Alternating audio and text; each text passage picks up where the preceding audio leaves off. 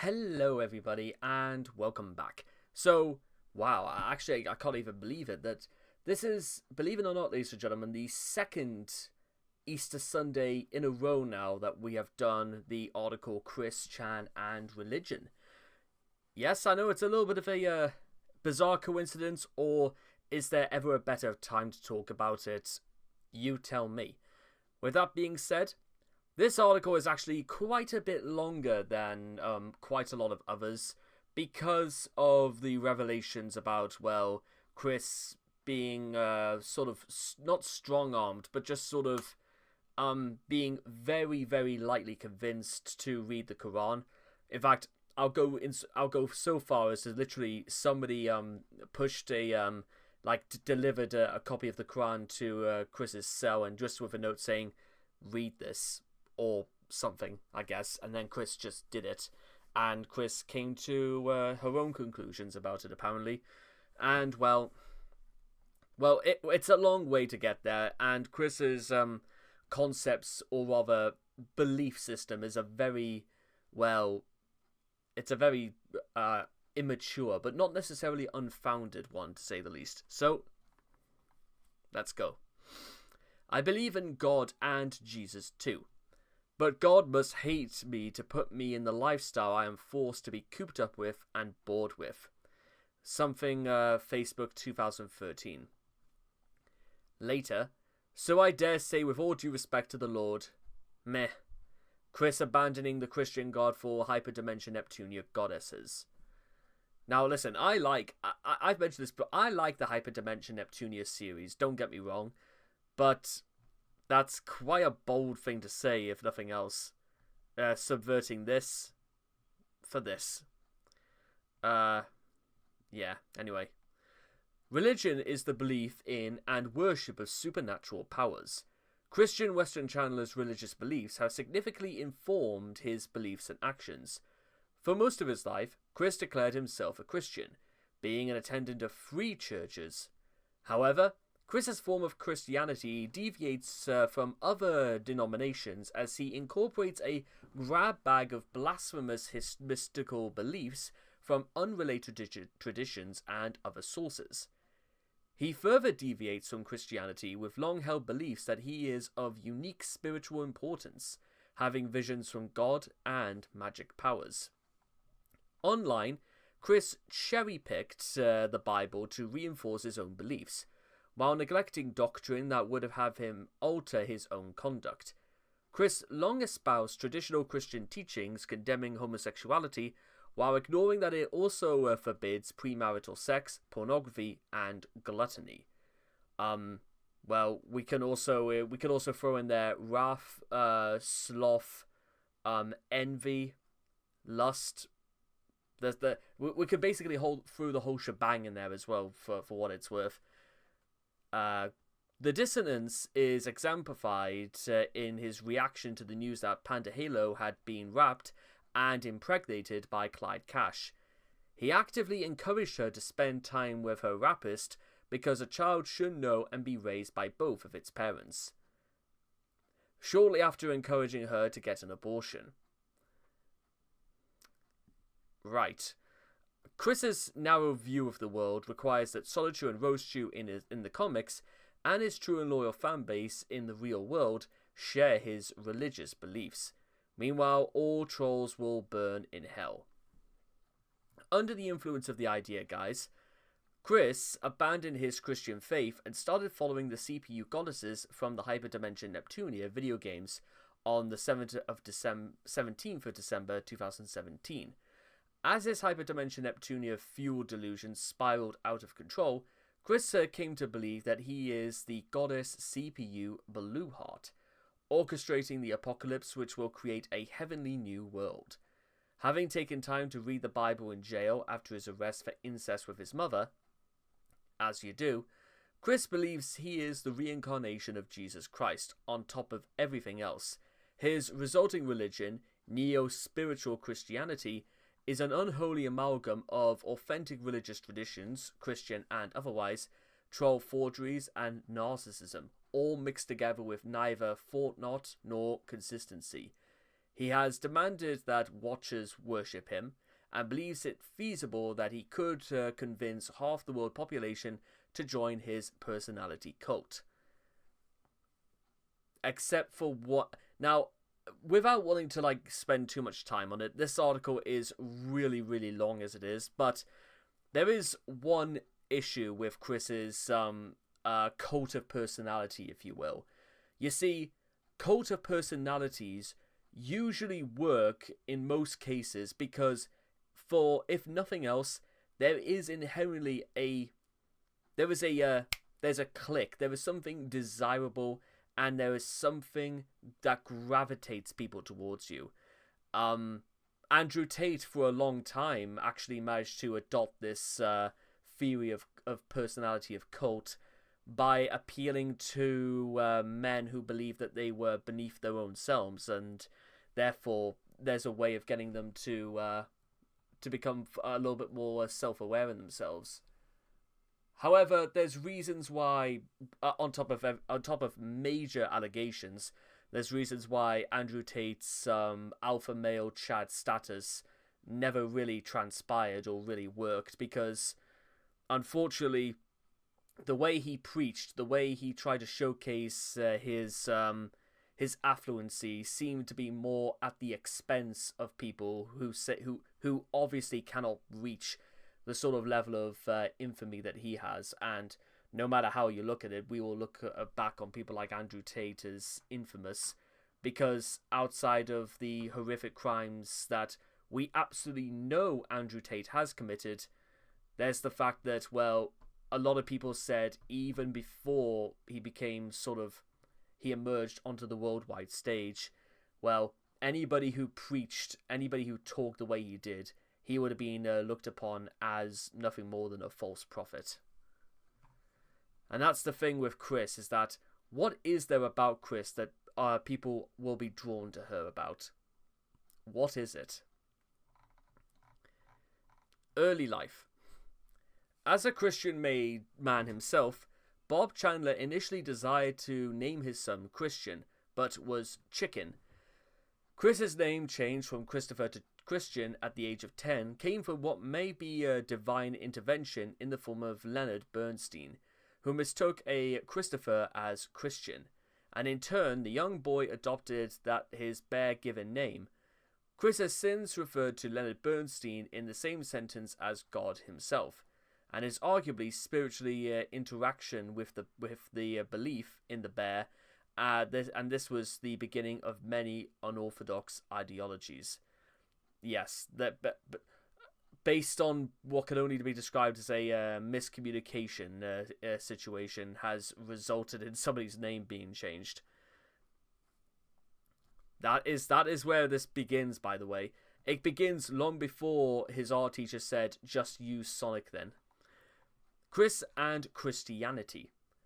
And even as they did not like to retain God in their image, or in their knowledge, God gave them over to a reputable mind to do those things which are not convenient, being filled with all unrighteousness, fornication, wickedness, covertness, maliciousness, full of envy, murder, debate, deceit, malignity, whispers, backbiters, haters of God, despiteful, proud, boasters, inventors of evil things, disobedient to parents without understanding, covenant breakers without natural affection, implacable, unmerciful, who knowing the judgment of God, that they will commit such things are worthy of death, not only do the same, but have pleasure in them that do them. Romans 1:28-32 on Chris, it would seem. To be fair, it's not exactly as if this is the sort of thing that, well, as far as we're concerned, look, unrighteousness, Jacob Sockness, fornication, Blue Spike, wickedness, the fall at the Twin Towers, covertness, Casey, maliciousness, don't mess with me, envy, infinitely high boyfriend factor, murder, death threats, debate, mass debating, list of Chris's lies, anger, autism tutorial, despitefulness, Asperger's, pride, his ego, boasters, she came for quick, evil things, sonnet shoe, disobedient to parents, Bob Chandler, without understanding, naive, covenant breakers, Etsy, without natural affection, hanky-panky, implacable, remorse, unmerciful, solitude special 4. Commit such things worthy of death, for Julie's eyes only. Just, I thought it was worth to see where these things came from anyway. Anyways, church attendance. The first church Chris is known to have attended is the Korean Kanan Presbyterial Church, or I cannot read for some reason today, Presbyterial Church in Chesterfield County, which he attended as a teenager in the 90s. Chris would later attend Grace Baptist Church, a small Southern Baptist congregation in Charlottesville that launched in July of 2000. In 2008, he was, under mysterious circumstances, forced to leave that community, at which point he and Bob began attending Wesley Memorial United Methodist Church. Although Chris and Bob identified as Methodists as of 2009, Bob would continue to identify as a Presbyterian. Presbyterian? I'm not entirely sure what that is. In spite of this, Bob and Barbara were married in a Baptist church, suggesting that they were never particular about the differences between Protestant denominations. Wesley Mem is located near the University of Virginia and has an unusually liberal theology. The common conclusion among trolls is that congregations more in line with Chris's intolerance of homosexuals were equally intolerant of him, so he had to come there. The doctrine differences between the Baptist, Methodist, and Presbyterian denominations were probably too subtle for Chris to concern himself with, and he likely did not spiritually identify with any particular denomination of Christianity beyond simply being Protestant, or even just Christian, as suggested by his statement that Methodism and Presbyterianism are both of Christian religions. Now, to be completely fair, there are several well-known differences. Like, there are some that are specifically Protestant, like the Church of England. There are some that are very, very distinctly Roman Catholic, which is the corner of which is the sect of Christianity that I'm a part of. Which is actually, for what they're worth, is that everyone in my family, as far as I'm concerned about, is Roman Catholic. However, I do, like I said, because I've got Greek relatives, and because I don't know 100% if they're Coptic Christian or just Roman Catholics, that might actually have to be something I might have to look into, for what it's worth, especially because, well, my Greek uncle has been very, very sick, and, well, maybe worth praying for him wouldn't be too a bad idea, actually. Anyways, earlier notions of God. Traditionally, Chris had a fundamental belief in an omnipotent, benevolent male God. He also accepted Jesus Christ as the Son of God and the Saviour of mankind. He was reluctant to mention God without also including Jesus, perhaps out of some sense that he must stress his specifically Christian notion of God, despite other Abrahamic sects using completely different words for him. In effect, Chris frequently referred to God and Jesus, or God Jesus, as if they were some sort of binity, a deviation from the mainstream Christian concept of the Trinity, Father, Son, and the Holy Spirit, that his churches would regard as heretical.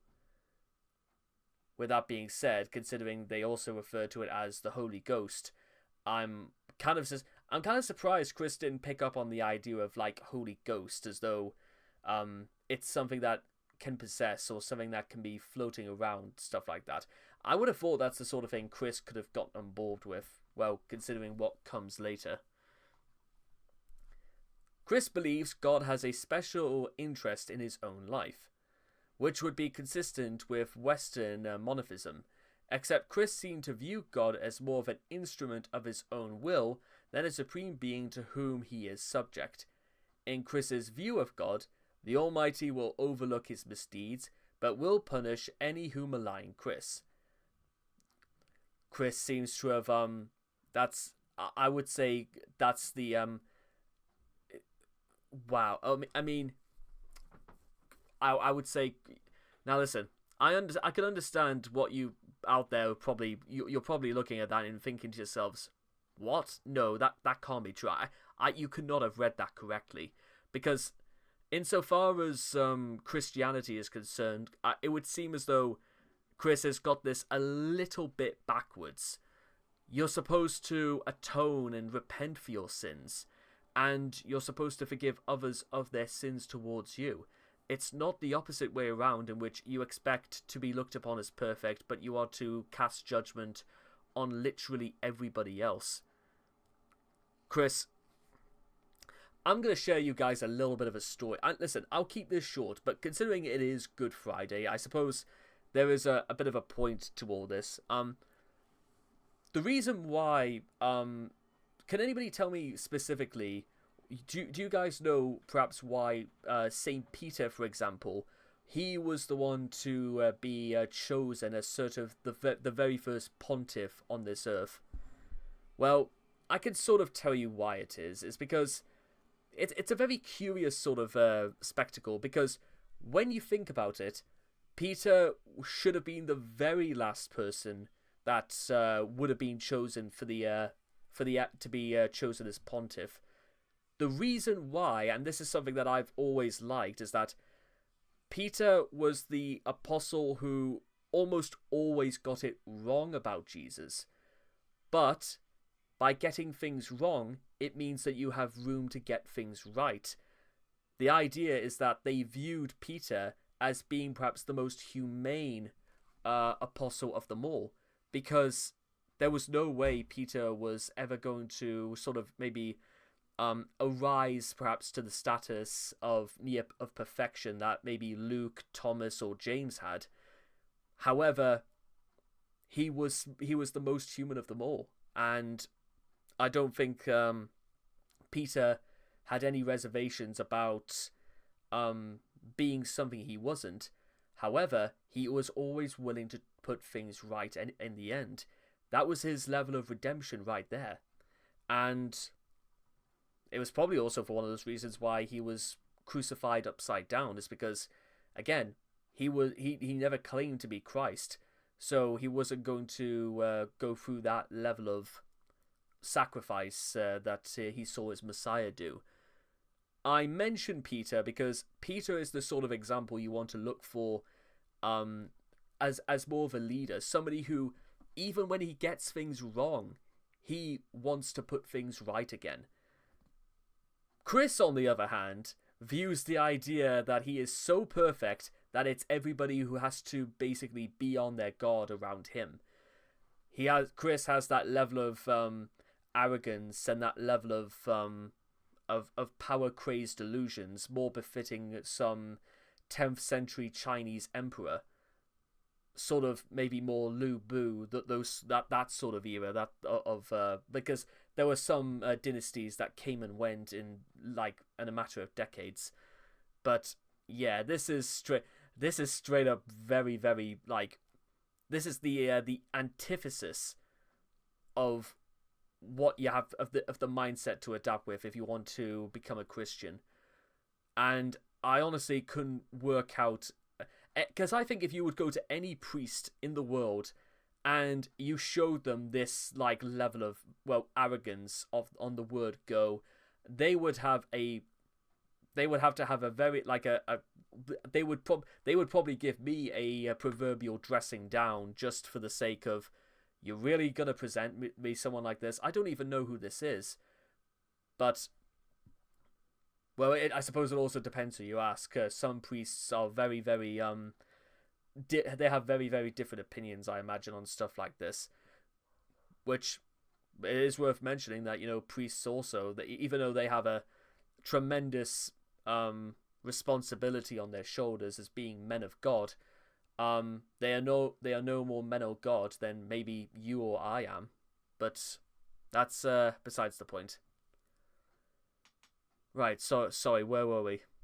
Case in point, the fact that Chris cheated in the Parappa the Rapper contest is not nearly as important as the suspicion that Adam Stackhouse did, and Chris invoked God numerous times in his threats to Adam. Adam is no exception.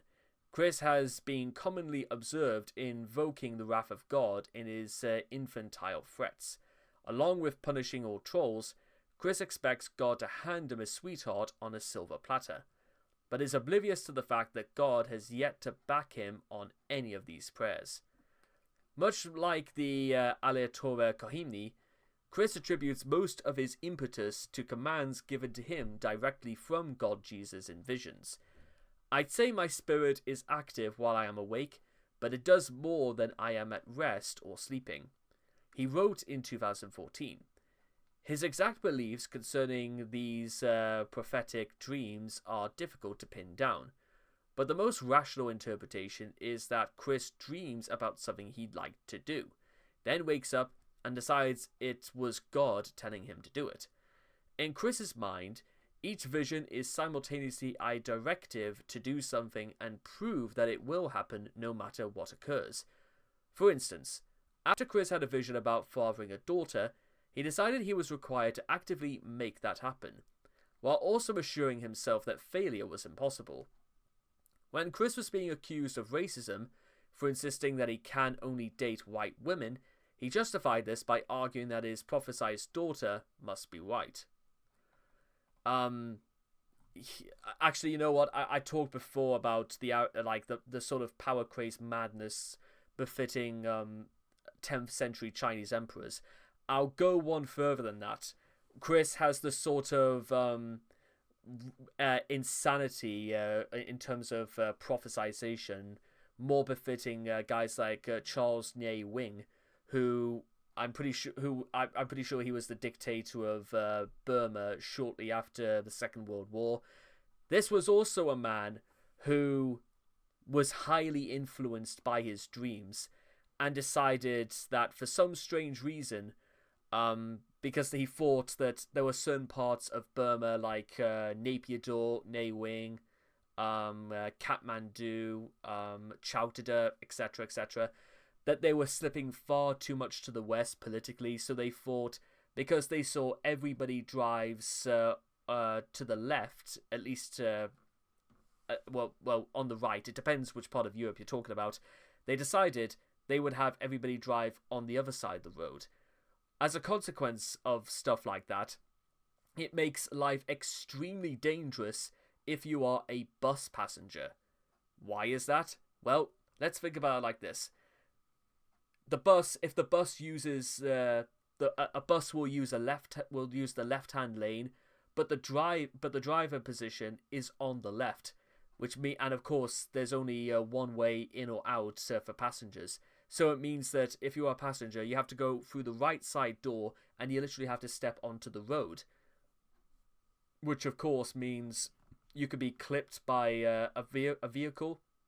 You could have a head-on collision with a motorcycle. And that's just if you get off the bus. Imagine how on earth are you going to be getting on? Do you go round the front, in which, unless you look out, you're not going to see what's coming until it's far too late? Or do you just go round the back, and what if the driver doesn't see you in the mirror and will just close the doors and speed off and you've missed your bus? There was a point to all this, and, well, do you think if Chris saw this in his dreams, he would aspire to make this happen? I doubt it, because I don't really think Chris really... The problem with people who try and prophesize or trying to deliver on things said in dreams is that, where's the foundation for it? Where's the planning? Where's the stage 1, 2, 3, 4 to developing this? Is there any plan whatsoever beyond get woman, get her pregnant, give birth, raise a family, happy wife, happy life? Is that if that's the process, you might want to develop it a little bit. I mean, the basic trail of thought is not necessarily an unfounded one. However, has Chris found out how it doesn't seem to go anything beyond this process, especially when it comes to Chris.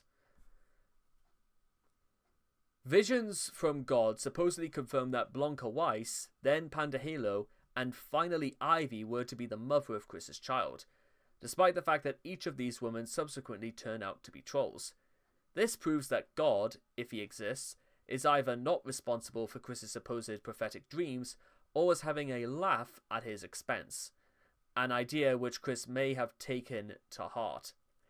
Yes, the Lord was having a giraffe at Chris's expense. Yeah, obviously, God was trolling Chris all this time. Which, I love the fact that, this is just, again, one of those examples where Chris's devoidance of responsibility is blatantly there for all the world to see. Because, think about it this way. Chris comes up with a dream. Oh, God must have done it. Oh, look at that. It didn't come out to be. This was, God, why have you forsaken me? And all the while, Chris is going about the idea that, other people have got to be on their guard for him. You see what I was talking about before when I said Chris is the antithesis about getting the very basics of religion wrong? Because it's because of just bullshit like this. And I've heard a lot of bullshit things that would-be Christians and people who allegedly call themselves Christians, because the irony is that they don't practice but they don't really seem to understand anything that they've been told about, why it's important to, keep the Sabbath sacred, or the significance of why Jesus Christ sacrificed himself for our sins, or what is the significance of things like the Last Supper or Transfiguration, or how Jesus resurrected Lazarus, or how Jesus cured the blind man, how Jesus cured the leper, the parables of the Good Samaritan, the feeding of the 5,000, but then again, I've also said to people who just think it's a lot of nonsense, and because they think people legitimately base it on fact. I have, however, also said, and this is sort of like a way to bridge the gap, is that if you take a look at Christianity, or maybe any religion in the world, from a purely philosophical angle, there is actually a very, very strong appeal. And maybe there is a point to actually appeal to people who are not convinced, or who don't see what the point is. Try and do it from an angle that it's not necessarily meant to be a system of belief, but it's meant to be a it's almost a cue to follow ideas, and to follow a way to get you through life. Like, for example, the feeding of the 5,000 is the idea that it's absolutely possible to take care of hundreds of thousands of people. We have the resources available. What matters is being able to form a system in which we can distribute it so everybody can have enough to eat. Just stuff like that. It may not mean anything to some people, but then again, when Jesus was asleep on the boat during a really rough storm, and then people were clamoring for him to wake up, and Jesus gets up of his own accord and calms the sky and the seas. The idea, possibly in circumstances like that, is no matter how bad things become, good things can lie ahead. It's just a matter of not overreacting and sort of taking a bit of a calm and relaxed approach to everything, which some people might say is a bit lackadaisical, but do you really think stressing and worrying about something will actually get anything done, or is just getting it done going to get things done?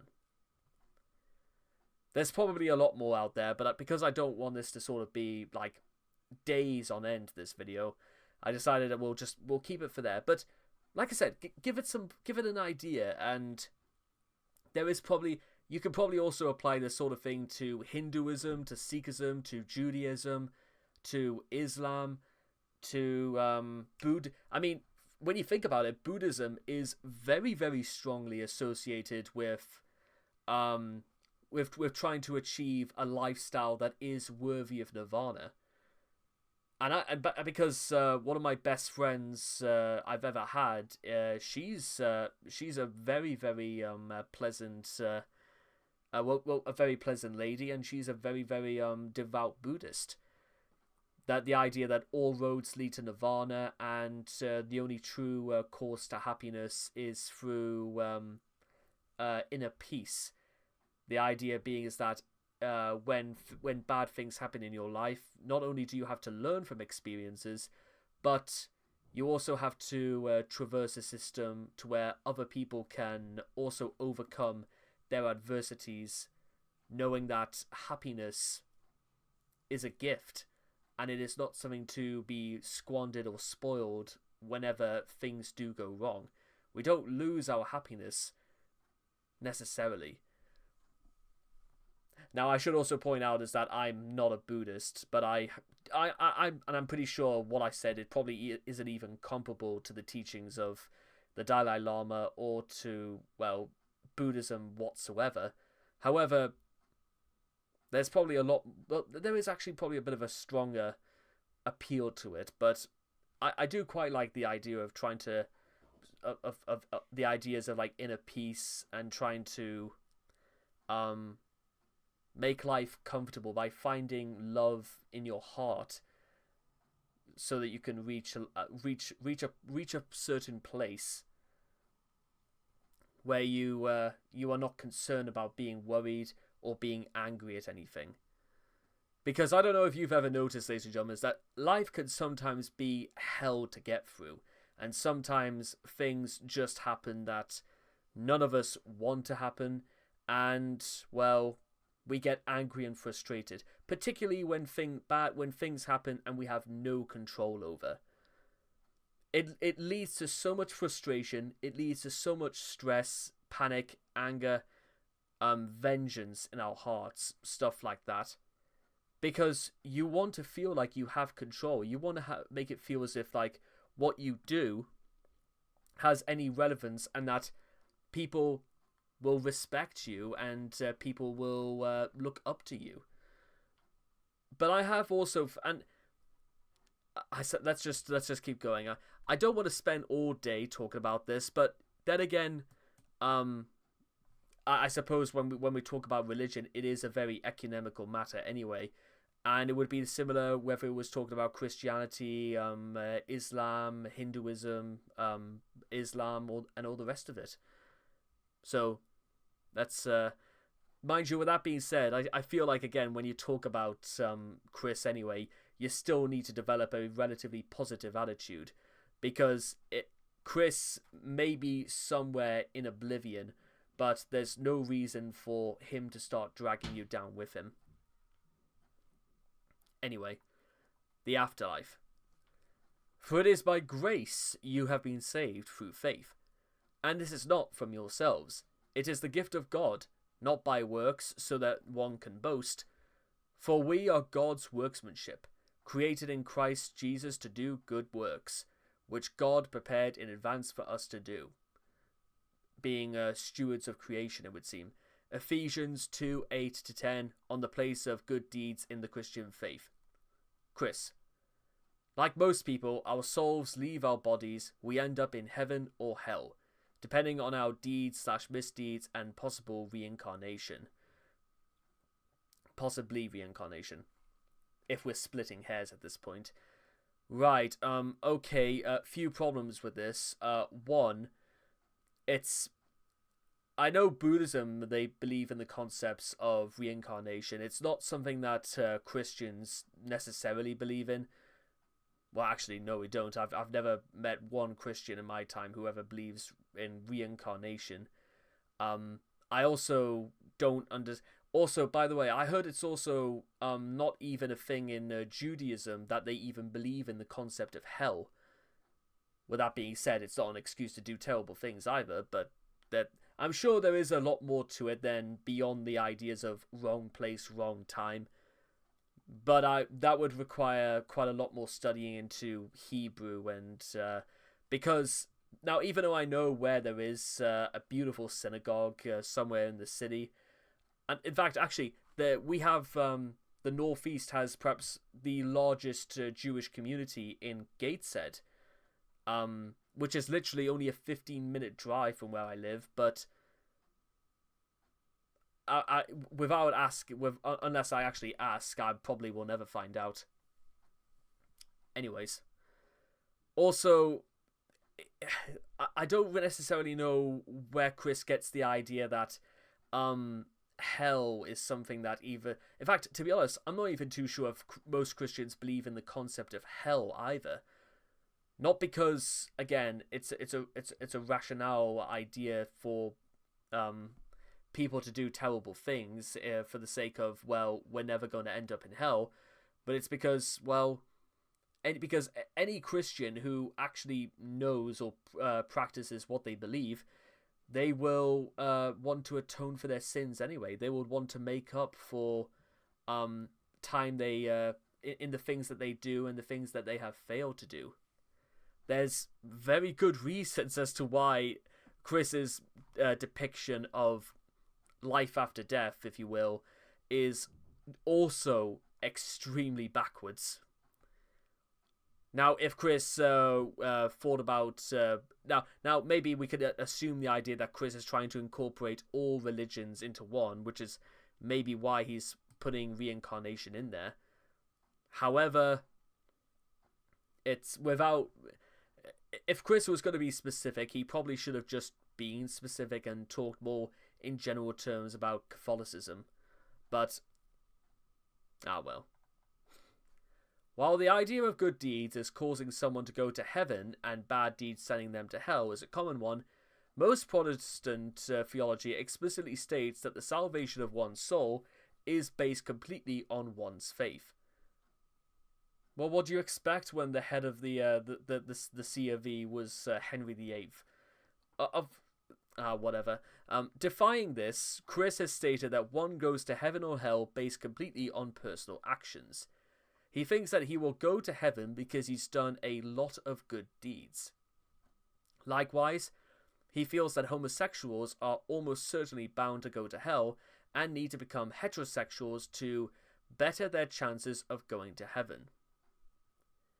He has also stated numerous times that he feels various trolls are bound for hell for making fun of people over the internet.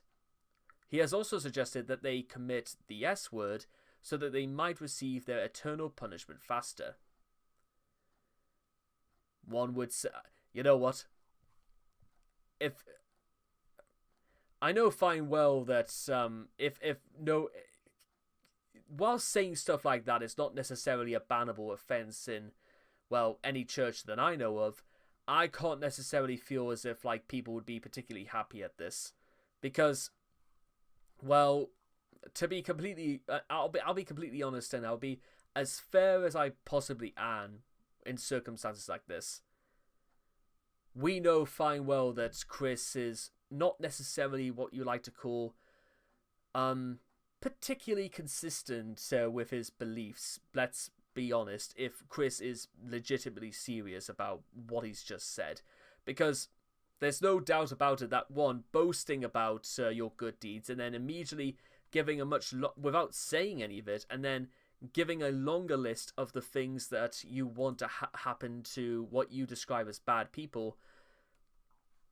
You know what's quite bizarre about all of this is that, again, another tangent, but I promise you guys this is worth it, is that earlier this week, at least in the UK, a Supreme Court outlined that a woman is biologically a woman.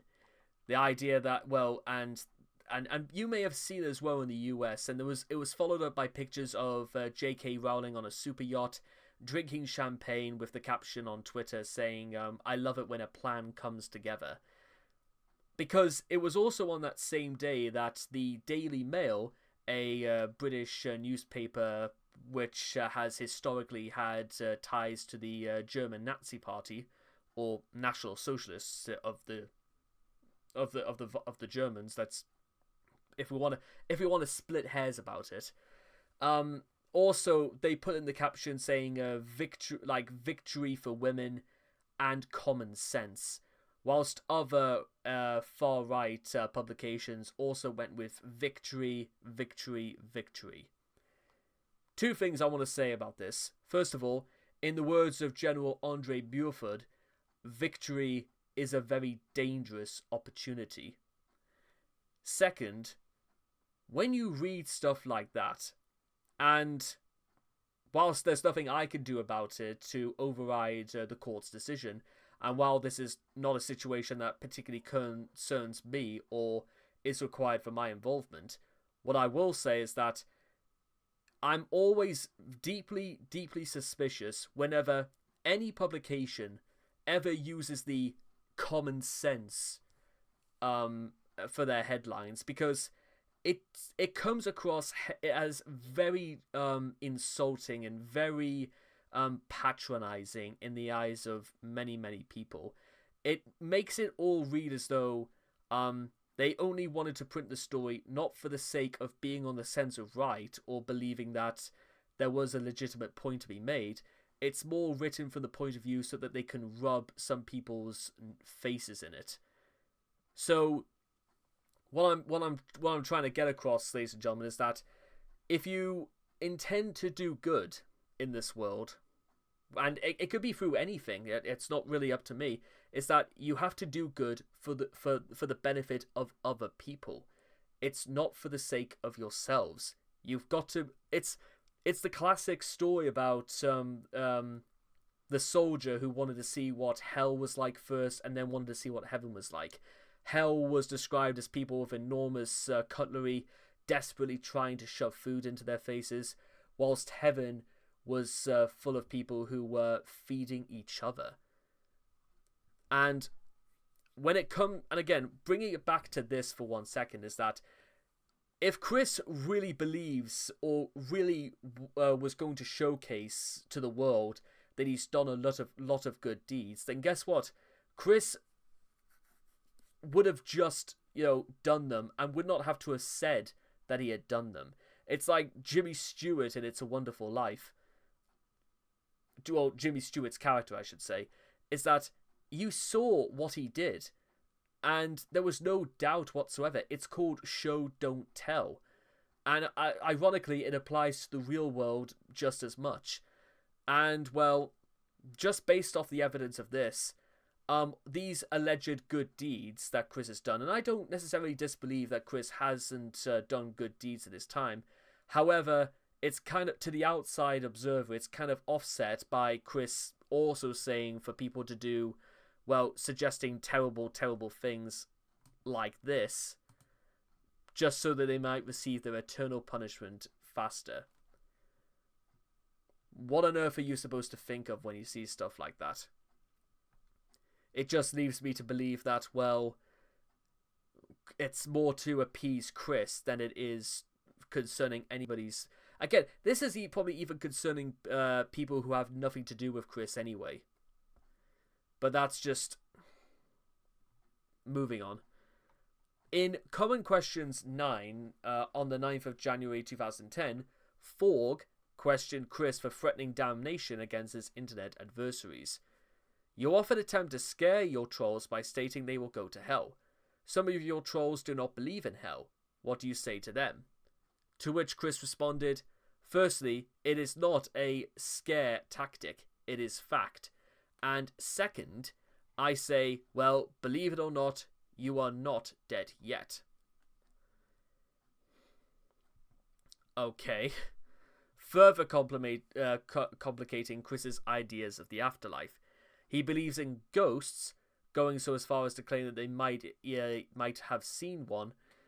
In 2013, Chris commented that he considered the S word, but the only reasons I don't do it are my mother and my dogs, and that premature death leaves one in limbo. In reality, limbo is, in some Roman Catholic views, a state that unbaptized infants were supposed to enter into when they died. Happy, but excluded from God due to their original sin. Christian views on the S word and the fate of the S words in the afterlife is highly varied. His belief that the S word leads one to limbo may stem from the South Park episode Death, in which it is found that the grandfather of a minor character is spending eternity in limbo for having his grandson euthanize him. Now, do I really have to give my opinions about what I think about, the S word? No, not really, because it's not really for me to say, and, well, for what they're worth, I'll leave something down below which may help out or something like that, because it's a bit of a it's a very sensitive issue that, to be honest, I would rather Chris straight up stop mentioning, because Chris just mentions it left, right, and center without any real ramifications as to sort of the impact he makes when he says stuff like that. In the eulogy Chris made for Paddy, he wrote that Paddy has departed from our world here on Earth to a doggy heaven. She will run free and play with all the other dogs who are already having fun up in doggy heaven. This suggests that Chris believes that animals, or at least dogs, have an afterlife. Sin. But I tell you, love your enemies and pray for those who persecute you. Jesus Christ, Matthew 5:44. I pray to God and Jesus to kill Jason Kendrick Howell. Chris on the Solitude Girls forum. Also, have a goddamn heart attack right now, this very moment you read this message, you goddamn bitching whore. Email from Chris to Vivian G. Chris's understanding of Christian theology is extremely limited, and he does not seem to know anything about the Bible, although he apparently owns a copy of the New International Version. His hatred of the homosexuals had nothing to do with the prohibition of sodomy in the Old Testament, which he was unaware of until he heard about it from Family Guy. His aversion to spilling his seed and his dedication to the unborn have absolutely no basis in biblical passages condemning sexual immorality and abortion, other than vehemently opposing homosexuals, trolls, and jerk-offs. Chris seems to have little notion about the nature of sin and evil, except that people who do things he doesn't like should go to hell. This is completely at odds with the part of Christian philosophy that states all have sinned and fallen short of the glory of God, and anyone who repents his sins will be redeemed. Chris believed that if he confesses his sins to God Jesus, he will be forgiven. Private confessions directed to God are not uncommon in Protestantism, but generally it's assumed that the confessor is doing so out of true remorse and genuinely to atone for mistakes.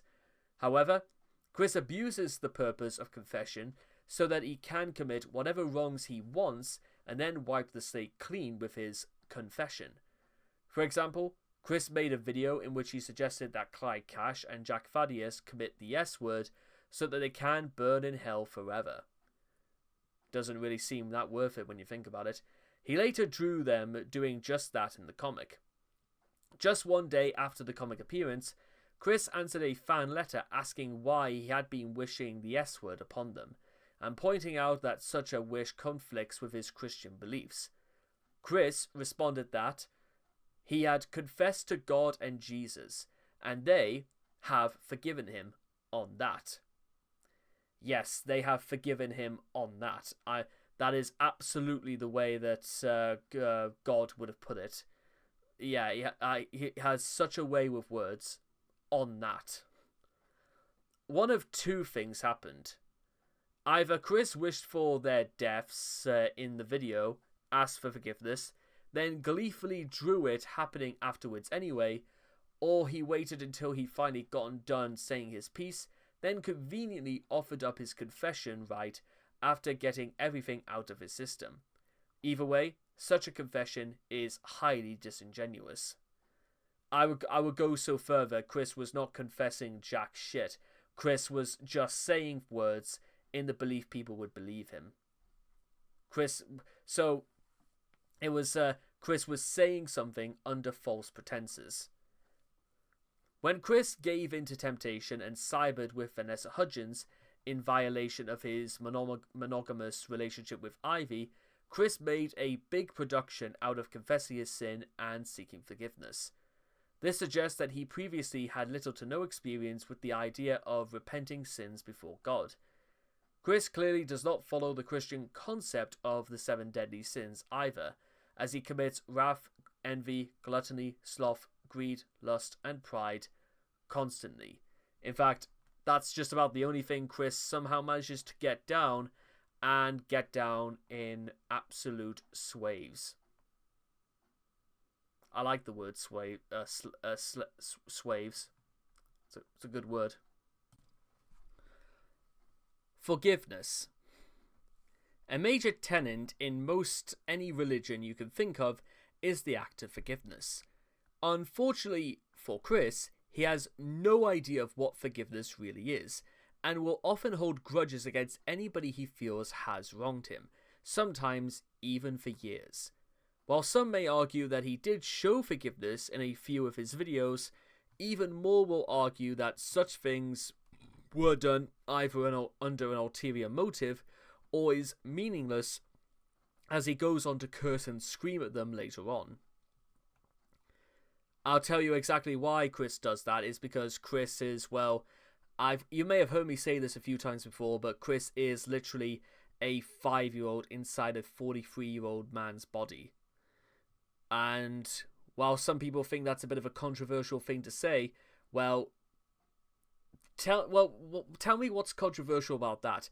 Based on what Chris, like, the behavior that Chris exhibits is not necessarily out of, it's borderline Andrew Ditch behavior when it comes to how he behaves. And yes, Andrew Ditch is a very different extreme, but then again, Chris always claims to be on that same level of maturity, despite the fact that, well, what exactly Chris does to exhibit maturity beyond doing malicious acts only adults could be capable of doing, or at least with some motive behind them or whatever. Let's just keep rolling.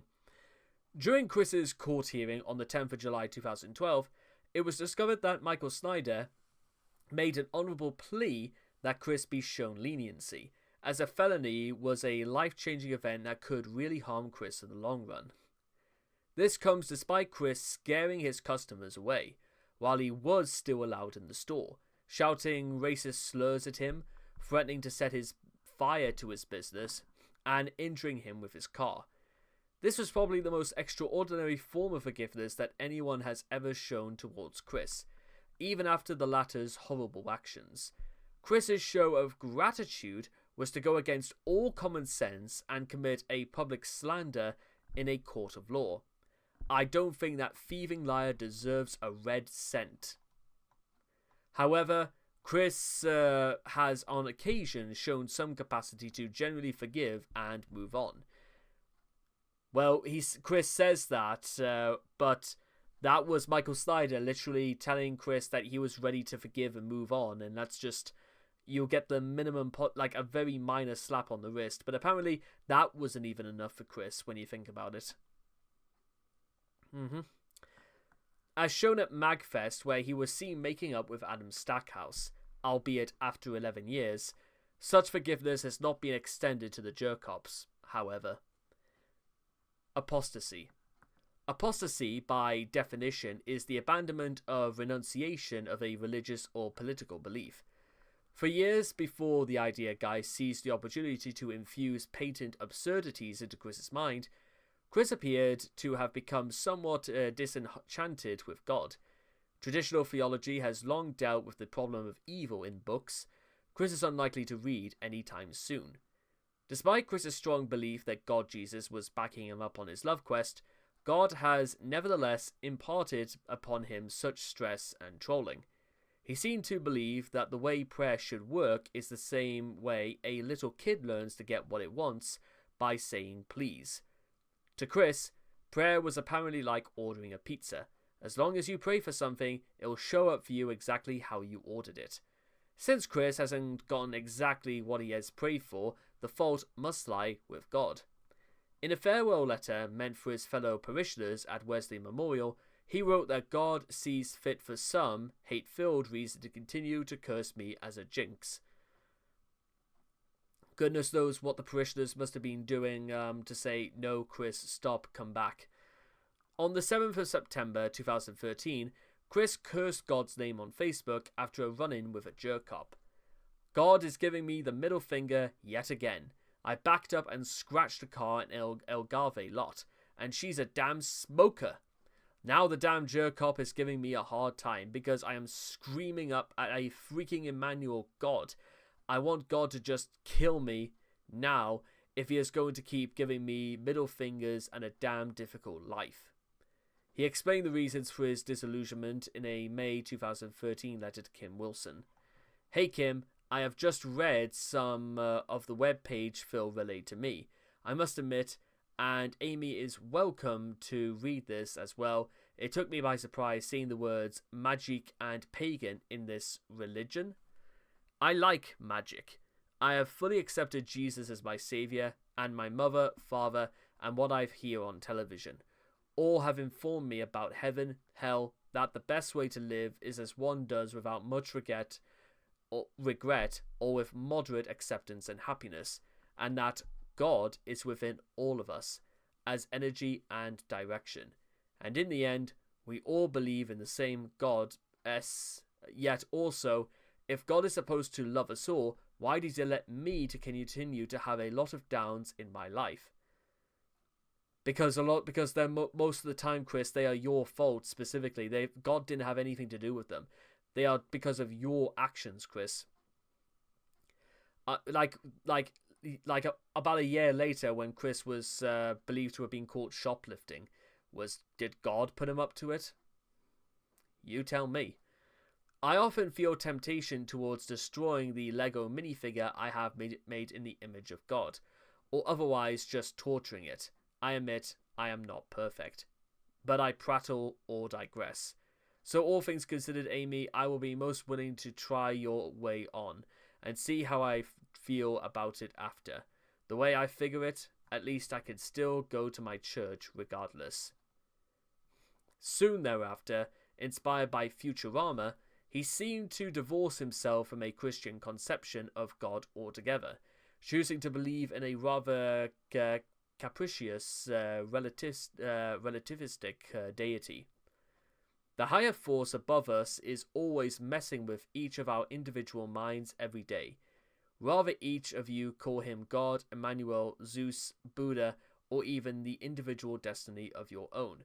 I am not an atheist because I sincerely believe in the higher force of above us. Even Jesus may be the higher force's son. But every religion will have you believing in the one same higher force. Right or wrong, it is truly set up to each individual perception of each individual soul among us, the billions of people on this big blue marble among marbles in the universe. August 2014. Mysticism and sorcery. As early as 2003, Chris has invoked curses against his enemies. Most famous is the Kamehameha borrowed from Dragon Ball Z, which he had employed against Mary Lee Walsh. His magical thinking has been directed in various ways, as when he thought he could shift his body fat by watching hypnotic internet videos. In recent years, he has embraced several occult teachings and practices from the New Age movement, out-of-body experiences, chakras, and special powers associated with crystals, among others. Chris's willingness to embrace magical thinking made him susceptible to manipulation from trolls, climaxing in a very strong reality disassociation from brainwashing at the hands of the idea guys. Delusions of Godhood. Fear not, for behold, I bring tidings of great joy.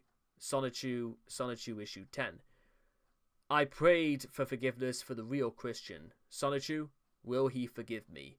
Sonichu, or Aspie Sonichu.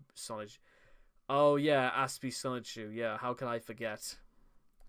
This is just a Sonichu that had Asperger's syndrome. Great. Just great. Beyond his self-infatuation visible from any of Chris's creative output, Chris had shown from an early period the nascent belief that he might have been specifically chosen. Chris might have developed a god plot complex as early as the year of 2000, as the halo floating over his head on the cover of Christian Favorites Hits seems to indicate. In his emails to Reggie Fils-Ami, he seems to call himself Jesus. You have my word as an avid gamer, Lamb of God, and humble human being that I will work very hard to save. However, this could also be a malapropism for Word of God. More definitive signs first emerged in late 2009 and have accreciated over the decades since into Chris's current apotheosis. Starting on page 42 of Sonichu issue 10, Chris displays a somewhat disturbing twist to the plot, such as it is, of his comics. Ultra Sonichu frees Zelena Rosechu from her stony state using his chaotic powers. That appears to dog-bind Sonichu with a message similar in tone, if not outright text, to prophecies of the coming of Jesus Christ, complete with arms outstretched as if he were suspended on a crucifix. Later on in the issue, Ultra Sonichu travels to the world of Asperchu, where the characters of that comic inform him that they were forced into their roles by Alec, and that they had been praying to Christian Western Chandler for deliverance and forgiveness. Lo and behold, Chris did send the Messiah Sonichu to end their suffering. Sonichu sees the chaotic remedy to miraculously cure them from all of their Asperger's syndrome, even though only Asperchu himself had the condition, and gives them new names and new, better looks. It should be noted that, like Jesus Christ, Sonichu was born to a virgin. Well, if there is one thing pseudo-accurate, I suppose it's that, I guess. Even before this, Chris had directly compared himself to God. In issue 7, after Christian is lost in the time void, Sonichu says this: "In the meantime, he will receive the accumulative memories of the passing moments. So in a way, he is looking down on us, like our Lord and God are able to, but the vision may be blurred." Possibly in response to criticism about acting as God, in later pages, Chris addressed the issue of the non-canic Catholic chaotic combo worshipping him in an incredibly ignorant manner. First, he declares that he is not God, but a servant of him and Jesus, and immediately after goes on to forgive Michael, the copycat Sonichu's made over name, for bearing false witness against Chris, as if he was the authority to forgive for the breaking of the 10 Commandments, like he's God or something. In addition, only 5 pages later, Angelica condemns those who prefer Alec's artwork over Chris's as blasphemous. Wow. Further evidence of Chris's blossoming God complex comes through his answer to some of the frequently asked questions that were put to him via the mailbag, where he states that he considers Sonichu to have over 1 billion fans. The only other character who can claim such a number is God Jesus, or Allah Muhammad. This mad mentality is compounded by the fact that Chris is like a god to Sonichu. This means that his opinion to himself is that of a god's god, or maybe a god's bear. Chris moves in mysterious ways. Chris's God complex has peaked with him believing he is the reincarnation of Jesus Christ. Why God would ever decide that his son should return in the form of a fat man-child, we will never know. As a goddess myself, I am unable to worship in churches.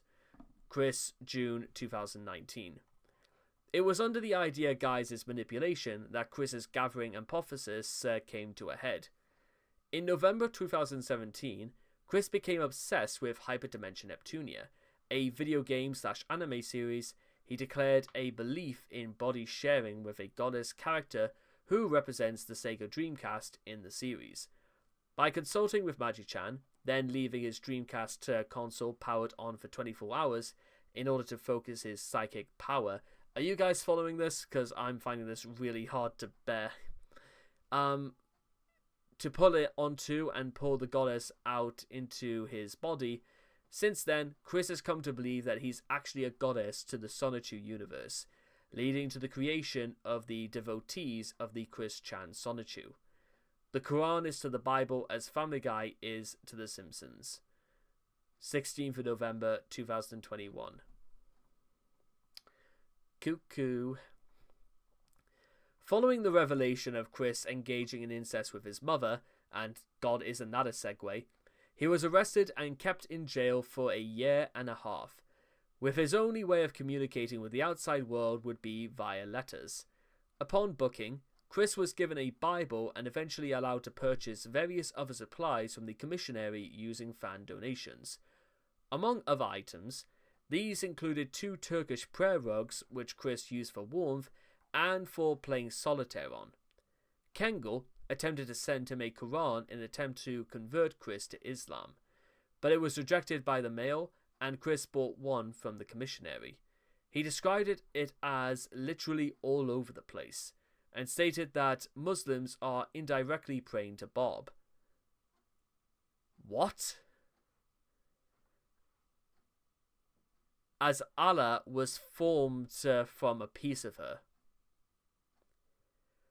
Despite being stuck alone in a jail cell, Chris claimed to meditate 24/7 365 plus 1 and have full access to the Apostasy records, and that he can see into the past and future.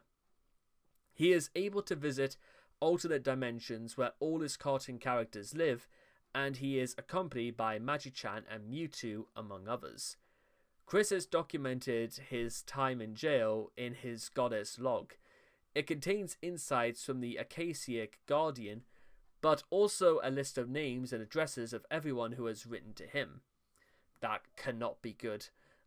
Chris said he planned to release this after the dimensional merge, but due to potentially doxing, I would say, a number of people, name and addresses have been censored in the excerpts released after he was released from jail.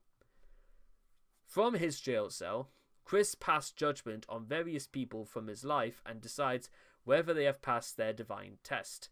Kengel passed, Bella definitely failed by making the incest call public, Dylan Thomas failed by confirming that Chris had said he had sex with his mom, Noel failed and is Chris's version of Judas.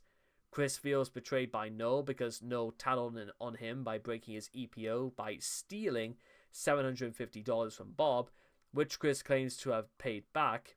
Ironically, Noel is now selling silver coins bearing Chris's likeness. Oh well, I guess. Chris produced various holy items made out of trash, which he mailed to people who write him respectful letters. One is a neo-spiritual Christianity token of uncertain purpose, made from the bottom of a styrofoam cup.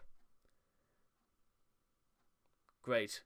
In other letters, he has included blessed bottle labels from a Fanta and Coca-Cola bottles.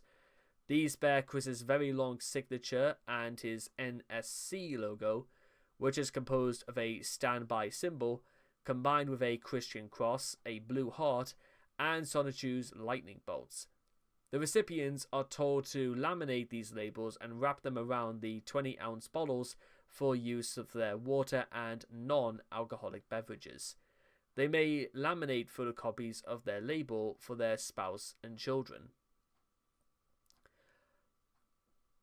You know what? I thought they were literally joking about there being a fake, but wow, this really must be some sort of... This is a cult of personality, isn't it? And yes, that's the phrase I'm going to be coining for people like this. Some of Chris's letters have included apocalyptic prophecies, some of which he says are already happening.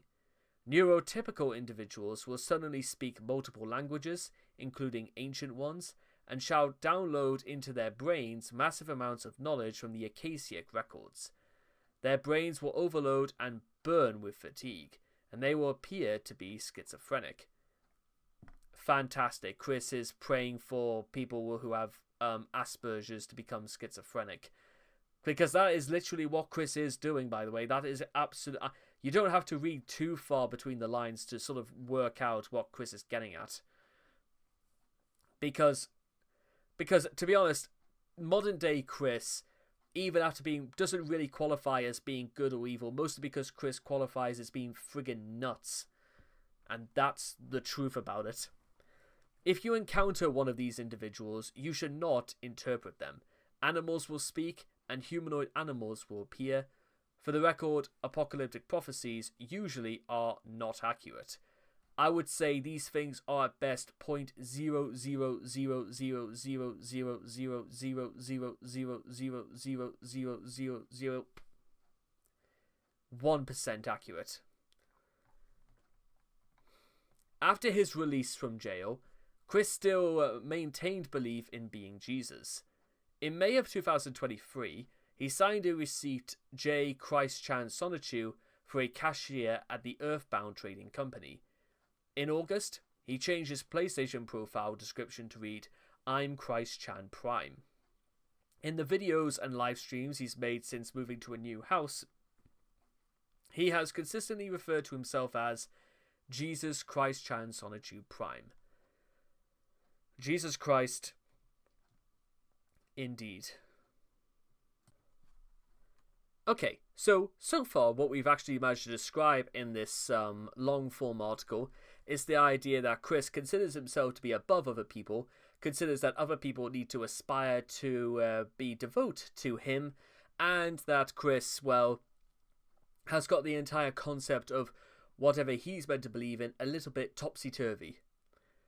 Now we move on to, well, the brain-rotted man-children who were born the wrong side of the nuclear plant, how they are the devotees of Chris Chan Sonichu. Chris had some divine relations, which he shared on the 2nd of November 2019. In a series of tweets, these revelations are as follows. 1. He is the goddess of the Sonichu/Rosechu species, and is of a higher deity level than a CPU. 2. His powers are more apparent and potent in C197, but do exist in 1218. 3.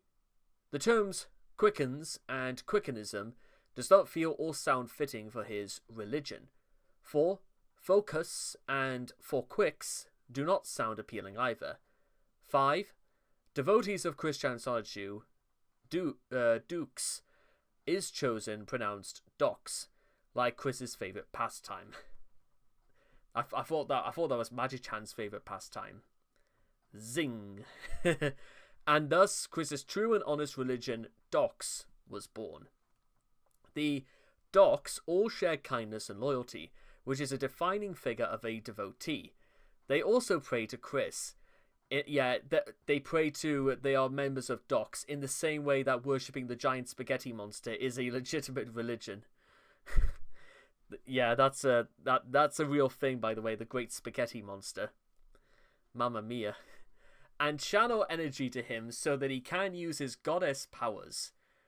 Sonichu has noted that it's far easier for Chris to answer prayer in C197 due to his additional power that he has access to in his Chris Chan Sonichu body. Chris can also store this energy in magic stones, and often wears these around his neck with the Sonichu medallion. Chris used one of these stones to demonstrate his power, even in 12:18 by dropping it with as little movement as possible, which, when scaled up to C197 proportions, would equate to miraculous healing.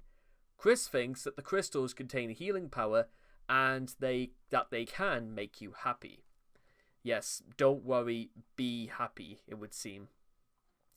Woo, woo, woo, woo, woo, woo, woo, woo, woo, woo.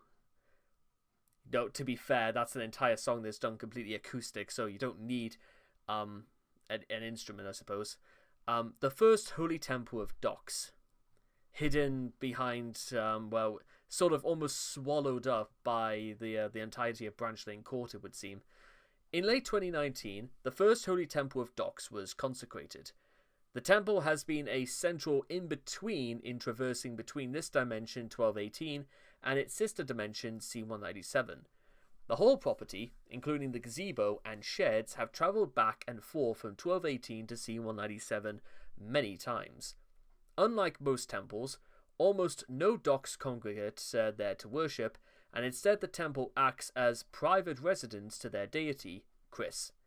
Upon reaching level 40 in Pokemon Go, Chris was able to put the temple forward for an additional consecration ceremony from Niantic, the creators of Pokemon Go, to become the truest and honest Pokestop of them all, which he did on the 20th of August 2020.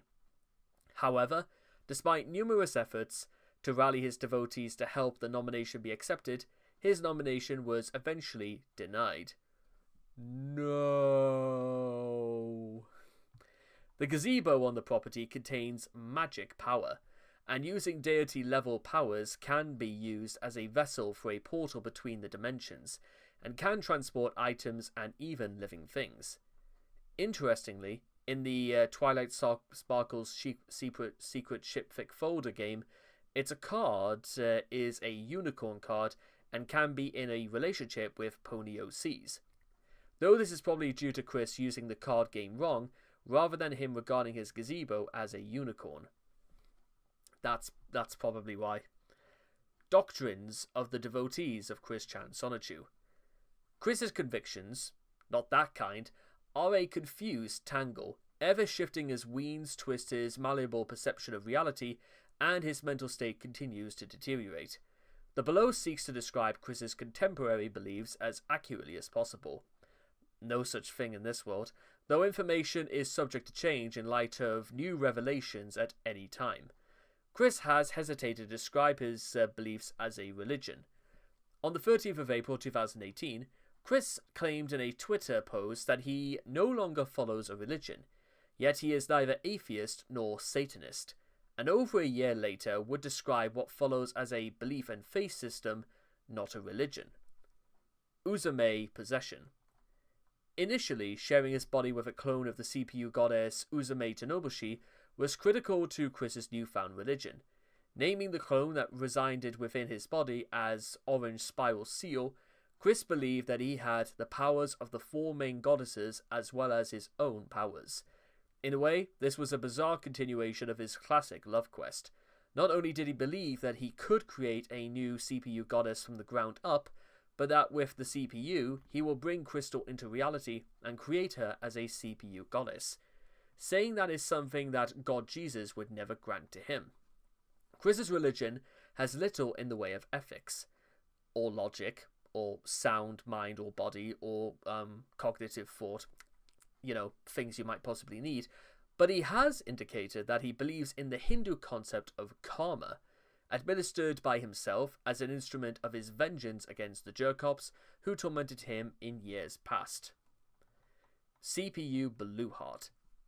On the 16th of June 2018, CPU Blueheart, also known as Scarlet Celestia, came upon Chris and gave him her powers, making him CPU Goddess of Nation, the Commodore consoles, Quickville, and all Sonic Shoes and Rose Shoes, and everything else. However, Chris only found out about this on the 3rd of August when his hubby Magi-chan told him. In the same way Chris has connected with his Dreamcast before, this time Chris connected with his Commodore 64 to obtain her memories and soul. This possession has helped Chris develop his psychic and electric superpowers, and helped the merge become closer as C-197's characters became more tangible in 1218. He also started feeling more energy surges and electricity flowing in him.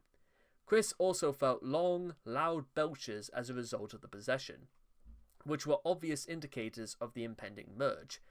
Chris was being given a lot of responsibility for the merge when he became CPU Blueheart. Chris also claims to be feeling heart attacks and that he pulls himself back from. Whilst these are obviously not heart attacks, they are certainly some of sort of ongoing problem for Chris's health, and these delusions are preventing him from getting the help he sorely needs. Worship. As late as August 2017, Chris could be seen in a normal church, albeit irreverently wearing his unicorn cosplay.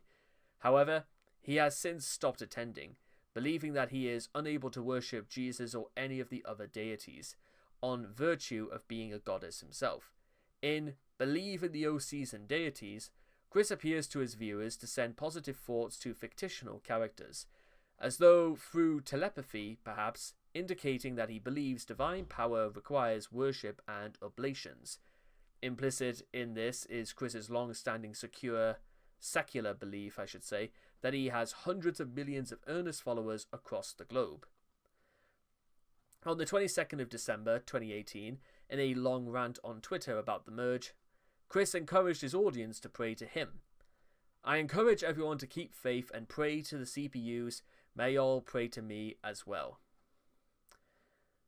He has made several such appeals in months since. No surprise there, it would seem. Afterlife and Eschatology.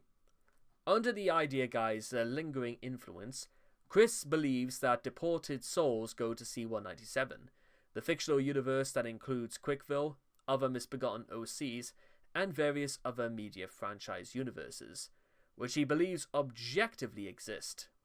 He teaches that, upon death, one may merge with one's Sonichu counterpart there.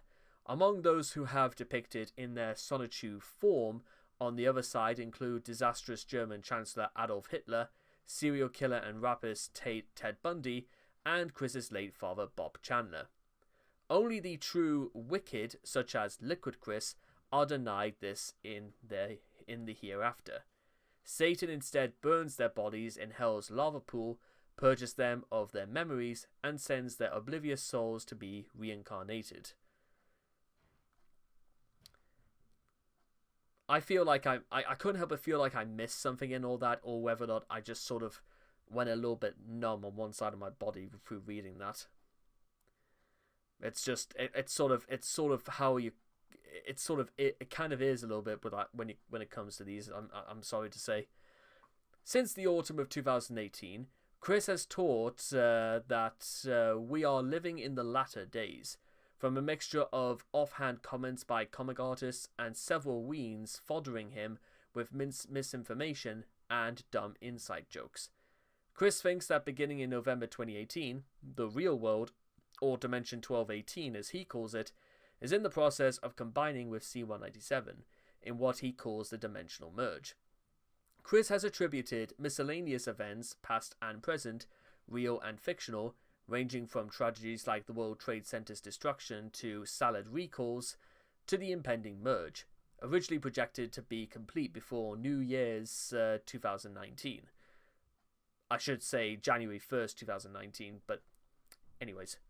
Chris maintains still that the merge is just about the corner.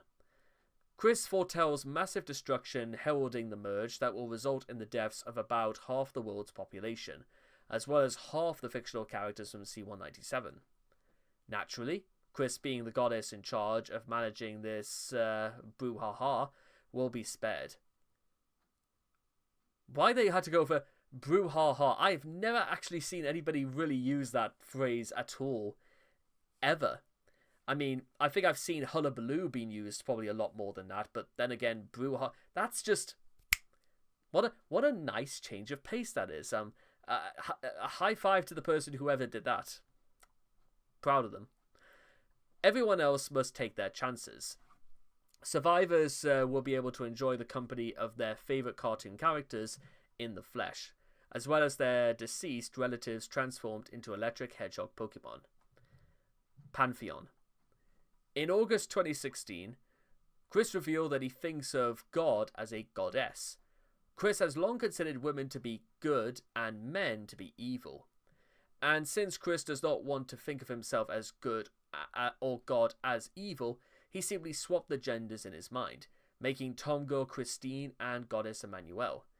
During a conversation with Joshua Wise, Chris revealed that he had forsaken Christianity altogether, believing instead in the CPU goddesses from the anime Hyperdimension Neptunia. Also, can we just back up for a second that Chris's delusions reach new heights when he literally considers the idea of men to be inherently distrustful and evil on principle, so therefore to avoid being associated as any one of those things, he only referred to himself as female just for the sake of, well, just so that he could save face. Is that the phrase I'm looking for, to save face? I don't think it is, but that's certainly how it comes across. Chris's views of God's nature is naive and even childish. He has used the fandom jargon acronym OC as a rough quickism synonym for God, and uses this broad category to include Christ, men respected but not worshipped in their own separate traditions, like the Buddha, ancient pagan gods such as Zeus, the Neptunian CPU goddesses, and other anime characters himself, and his viewers as lazy ponysonas, he is extremely syncretic, believing all of these, including the later categories of clearly fictional characters, intended and universally understood as such, to be real and divine. Monotheism, the cornerstone of Christendom that cannot be compromised, was apparently never assimilated into Chris's thought processes, or long enough for Chris to understand what any of them actually mean, allowing him to continue to regard Christ as a god. He claims to converse with and be friends with Jesus and several other deities. Nonetheless, Chris does not worship literally everybody. In a 2019 Twitter post, he was alarmed by Jacob Sockness's apparent Satanism, saying that no one should ever worship Satan. Concept of Emanuel. Chris first uses the term Emanuel in a Facebook post from August 2014, but it is not until a post from 2 years later, All for Good Goddess's Emmanuel's Sake, that he explicitly uses the name to refer to a female deity and not simply as a typo for Emmanuel, a Christian name for God. Chris probably got the idea of a goddess Emmanuel from one of the feminist or lesbian Facebook pages which he followed at the time, but he took it to be a literal female deity instead of a joke. Somehow, Chris held on to this concept throughout the Idea Guy manipulations and incorporated it into his CPU goddess Pantheon. In his jail letters from 2021, Chris reverts to the biblical spelling Emmanuel, probably because that is the spelling he encounters in the Bible, which he has been reading in jail, but continues to refer to the deity as female. Chris calls Emmanuel God above all other gods and goddesses, and claims that she encouraged him to fuck his mother, a claim which he also makes in the incest call. In another letter, Chris calls Emmanuel his mother. Some took this to mean that Emmanuel was really Barbara, but Chris explained in a subsequent letter that Emmanuel and Barbara are two separate individuals and souls. Phew, alright, that makes it alright then, doesn't it? In 2022, he further clarified that I have never ever said nor felt my mom, Barbara Ann Weston Chandler Rosechew, was a god of any sort, nor is she Emmanuel or even Virgin Mary reincarnated. If anything, Barbara is the reincarnation of Merlin the magician. Fuck me. Really?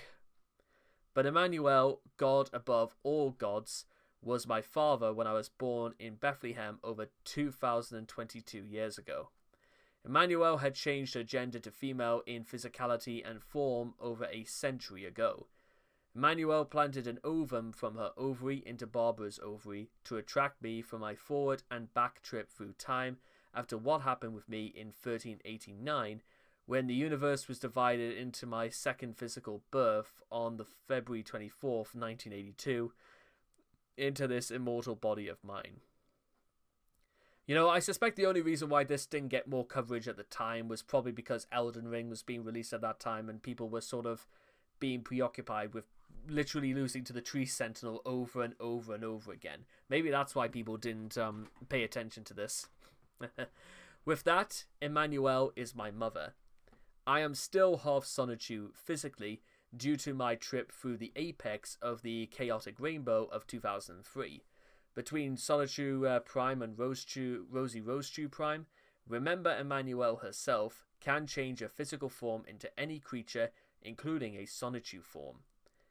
Yet Arceus, the first main one, was manifested from a piece of her. And in case you're wondering what that's supposed to be, Arceus is apparently a legendary Pokemon that is wildly attributed to be sort of like the personification of God in the Pokemon universe.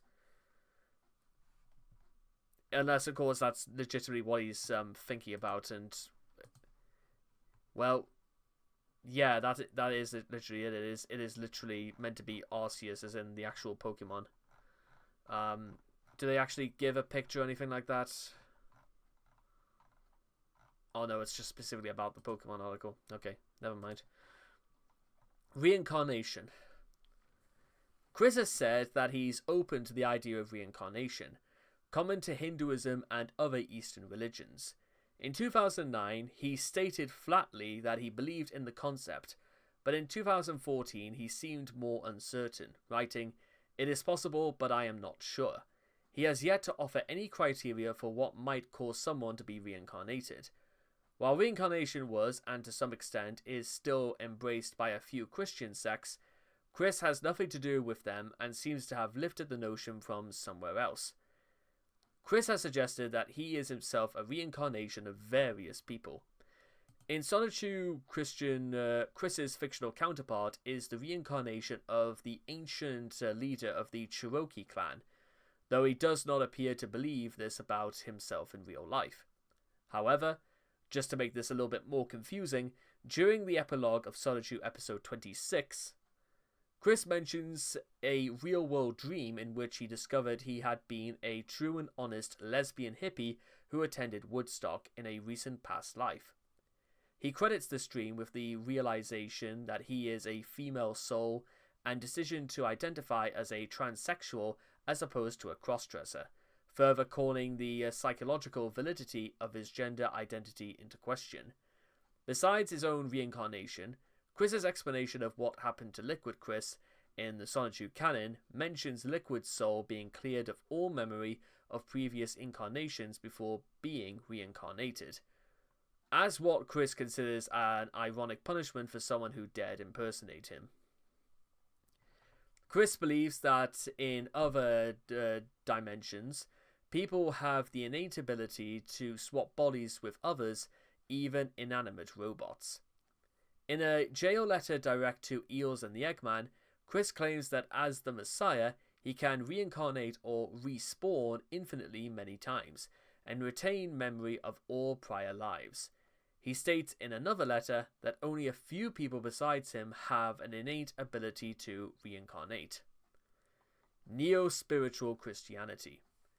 Neo-spiritual Christianity, spelled without a hyphen, is Chris's self-proclaimed term for his peculiar set of beliefs concerning reality and faith, developed while confined in jail after being exposed to the Bible. This new belief system combines aspects of Protestant Christianity with his pre-existing beliefs originating in Theosophy, the New Age, superstition, and the dimensional merge. Cosmology. Chris believes that he is the reincarnation of Jesus Christ and that Bob is the reincarnation of Merlin the magician. He believes that his affair with Mother constitutes a soul-cleansing operation designed to heal and purify her. Justified by his belief that he is the reincarnation of Jesus Christ, Chris upgrades Christianity to neo-spiritual Christianity and created a new 10 Commandments that serve in part as a statement of secular humanist beliefs, although Chris upholds the prohibition on blasphemy and the observance of the Sabbath. Updated 10 Commandments, for those who wanted to know, October 14th, 2021. 1. Thou may have and worship one or multiple gods, goddesses, and demigods, or even none at all, whichever best feels well and good with thee. Okay, so worship based on self-interest. Okay, what a good start. 2. Thou may make yourself an idol that is safe and good and blessed. Thou must not make for yourself an idol that is harmful, toxic, or demonic to you or anyone else. So you've got to worship somebody that is a bit more specific, right? That... Fuck me. I get possibly what Chris is trying to go for here, but I know immediately what you're going to be saying, and it it underlines quite a lot of the things that kind of just aggravate me about this, is that when did Chris decide, you know what, that she is an example to be followed from a religious point of view, or just from experience? What gives Chris the right to say that she is an example for us all to follow?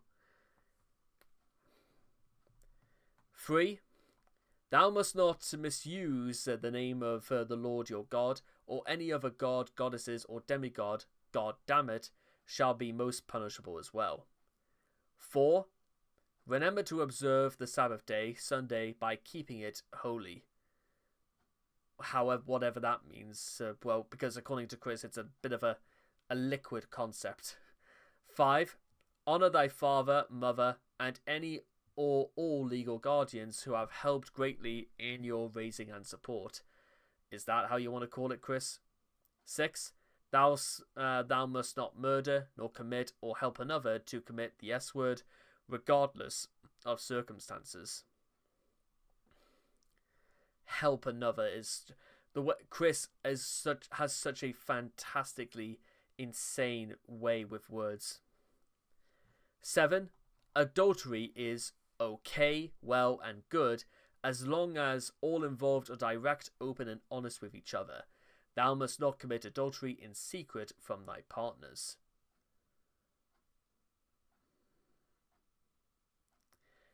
8. Thou must not steal. 9. Thou must not testify falsely against thy neighbour or anyone, nor testify without prior knowledge of the greater context and truth of the circumstances and details. The irony is that all of these things Chris has done in the past and probably will continue to do anyway, so fuck me, what is the point of this? 10. Thou must not covet thy neighbour's belongings. That kind of falls under the umbrella of number 8, really. So, really, who cares? Let's just get this. Let's move on. The remaining cosmology of neo-spiritual Christianity synchronizes predominantly Christian beliefs with a belief in the archaic records originating in Theosophy, various New Age spiritual concepts, and is pre-existing belief in the dimensional merge and alternative universes. Chris and other faiths. Given his sheltered existence in the heart of the suburban American South, Chris probably hasn't had much direct exposure to anything but mainstream brands of Protestantism. When his fans asked him for his feelings on other religions during an IRC chat, he glossed over the question and simply reiterated his own unthinking statement of faith. At other times, his comments have been scattered and inconsistent. Other Christian denominations. Chris has no connection to Catholicism, which he seems to regard as a benign but alien practice. In his comics, he assigns it to a minor character, Angelica Rosechew, whose faith doesn't particularly differentiate her from the rest of the inhabitants of Quickville. She's still as much of a slut as the rest of her species. Through Angelica, it is obvious that Chris knows almost nothing about Catholicism and seems to think it's just a variety of Protestantism with nuns. He refers to Catholic priests as pastors, and almost certainly doesn't know the Catholic Bible is different from the one generally used by Protestants. Also, Angelica's home congregation is called Samuel Memorial United Christian Church, which is about the least likely name for a Roman Catholic church Chris could have ever come up with. He does, at least, realize that Catholicism is a form of Christianity, although he probably has no idea what its relationship to Protestantism is. Pandahalo's persona was designed to be devoutly Roman Catholic, specifically to confound Chris's desire for premarital sex with contraception. Faced with this challenge, Chris tried to argue that God really does allows premarital sex because his pastor said so. Ironically, defense to a cleric on ethical matters is far more typical for Catholics than Protestants. It didn't even occur to Chris that what his pastor said to him wouldn't apply to a Catholic, because Chris is incapable of seeing things from perspectives beside his own. Chris has described Mormons as not being dateable. He has never explained why, but he may have learned through Anna McLaren that Mormons typically don't date non-Mormons. While it is not clear how much Chris knows about utilitarianism, likely not a lot, he is not hostile towards that sect. Jackie identified herself as a Unitarian, and Chris was not bothered by this, considerably because he didn't know what it was. Given that he takes a lot of his own religion as a la carte, Chris is likely unaware of most of the differences between the sects of Protestantism and the relationship between Protestantism and other kinds of Christianity. He has never been pressed for comment on Eastern variants of Christianity, such as the Eastern Orthodox Church and or Coptic Christians, and is uncertain what he thinks of these sects, or if he's even aware of their existence. Other religions. Most of Chris's opinions towards non-Christian faiths have been culled from South Park and other television shows. For example, on the 28th of December 2009, Chris wrote a blog entry telling Jack Thaddeus to get out of the closet and go into effing Scientology. Following this comment, Chris was asked to elaborate his thoughts on Scientology. He said that he neither agrees with it nor disapproves of it.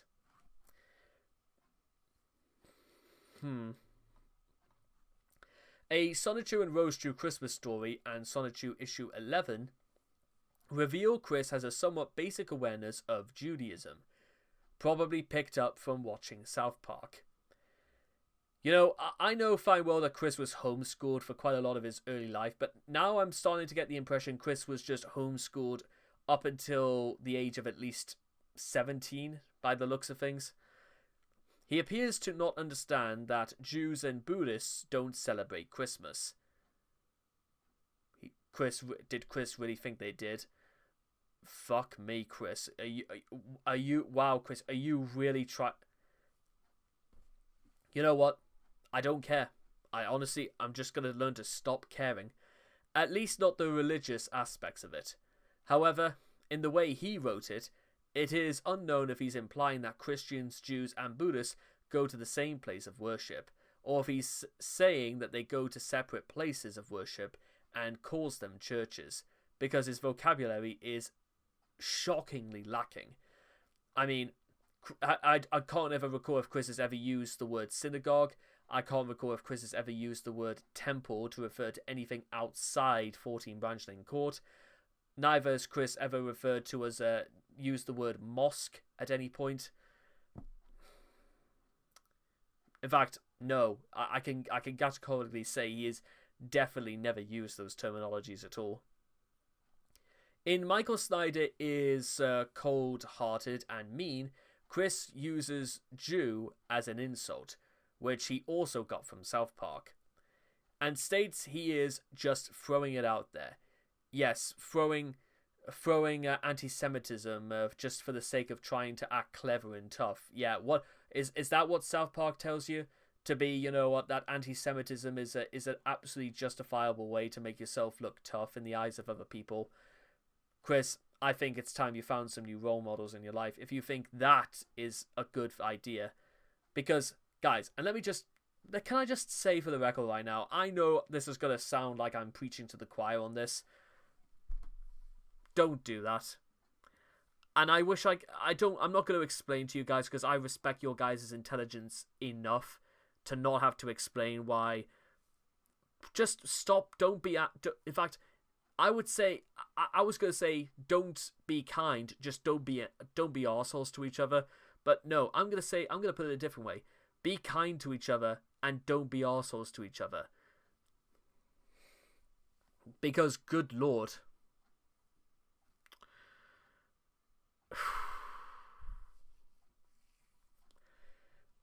And by the way, Michael Snyder's not even Jewish. That's the other thing. But apparently Snyder was Jewish. He incidentally subscribes to his father's views that Snyder, Megan Schroeder, and others were secretly directing the trolls to ruin Chris's life. Some Favoured Comedians is a thinly veiled, furious backpedaling attempt in which he rambles on about how he respects Jewish comedians like Jerry Seinfeld. That's it. I don't even know if I've ever watched anything. I've certainly never seen Seinfeld in my time, so I'm not going to take Chris's word for it. I'll have to see it for myself. Not to knock on Muslims, but the Quran is Family Guy and the Bible is The Simpsons. I know, again, you know what? I'm going for 2. Fuck me, Chris. Are you...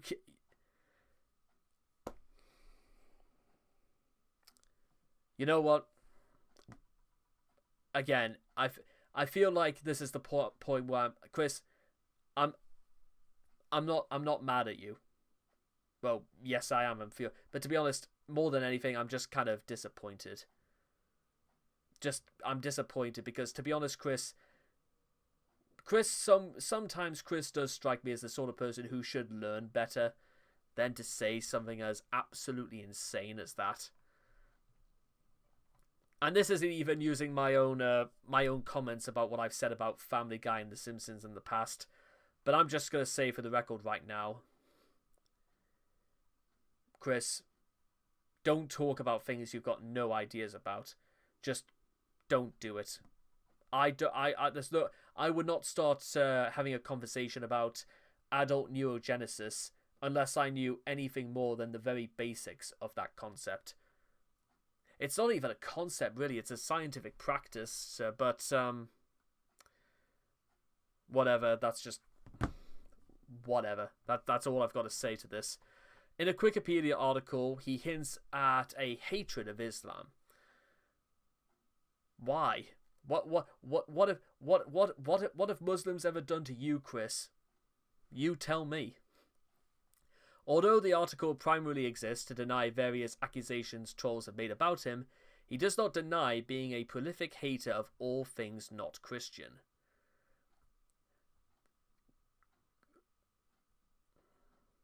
And by the way, can I just say for the record right now, if you're out this, and if you do worship Islam and you take a particular offense to Chris's comments, don't worry, my friends. You can also rest easy in the fact that not only do I find Chris's comments deplorable and disgusting, I also take issue with the fact that Chris still thinks to call himself Christian, and yet he thinks that this is just okay to do. Because I'm telling you guys right now, blatantly, that it's not.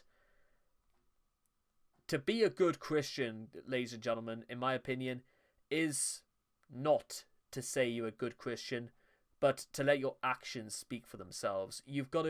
That's what you've got to do, because, well, then people will see you for what you really are.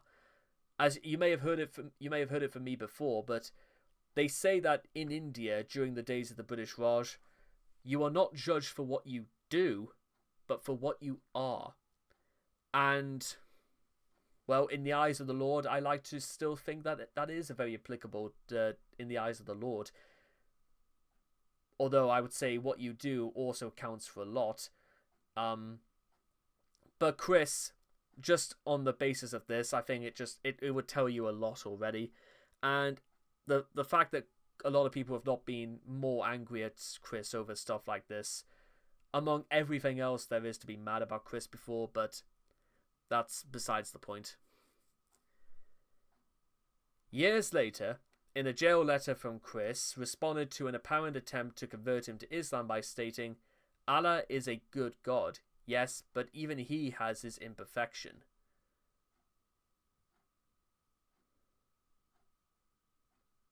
I'm sorry? What? And concerns over his followers and nationality of Islam. Okay. And that Islam contains a total population that includes 40% of toxic haters, fakers, and sinners within it.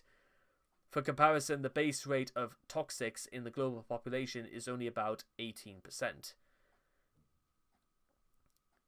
But thank you for clearing that up, by the way, but if I'm... Fuck me.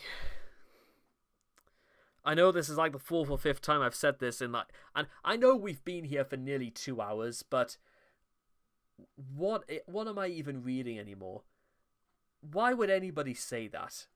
Why would Chris say... Chris... And again, I'm only trying to like ask because I want to actually get to the bottom, the root of all of this. Why does Chris actually think like that? Why does Chris think that's an okay thing to say? Or does Chris think about... Chris literally has like... I feel like Chris is literally on... You know what Chris's mind is? I'll tell you what it is. It is it is literally a script that was literally written in one go. There was no editing, there was no proofreading, there was no other person to go over it.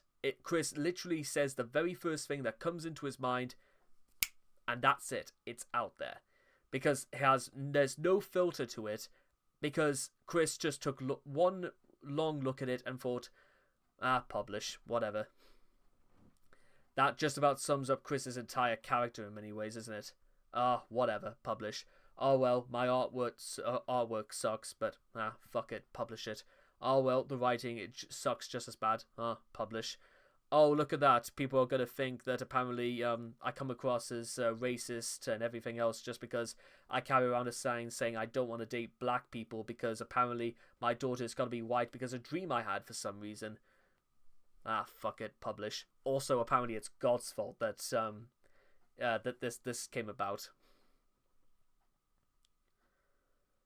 Moving on. Chris's obsessive fan, Kenneth Engelhardt, is a Muslim convert. Chris tolerates his religious beliefs, but has become annoyed with Kenneth's repeated attempts to convert him to Islam.